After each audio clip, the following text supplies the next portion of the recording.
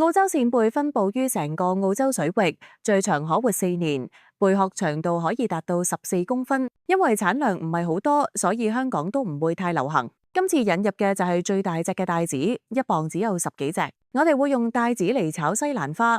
帶子需要早1日先解凍，由急凍放返去常溫。我哋用少少鹽醃佢1個鐘頭。首先我哋倒少少油落去，然後慢慢將帶子放落去，然之後我哋加少少蒜頭落去，最後加西蘭花，唔需要太耐時間。控制帶子受熱嘅時間，唔好過咗火。喺出邊食西蘭花炒帶子，好多時佢哋都會加少少生粉，會令到帶子外表脆少少，有少少金黃色。咁我哋自己家常便飯，而且又用上頂級帶子，所以就冇落到生粉。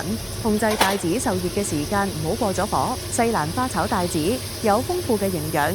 扇貝被認為係最健康嘅其中一種海鮮，係優質嘅瘦肉蛋白質來源。通常熱量同脂肪含量都好低，特別係冇額外添加奶油或者係鮮奶油烹煮嘅情況下。同時間，澳洲帶子有原本嘅鮮味，所以調味可以輕手一啲。大家如果有興趣嘅話，可以聯絡我哋。我哋自己都好耐冇見過咁大粒嘅澳洲帶子啦。鍾意我哋嘅影片，請支持我哋，多謝各位。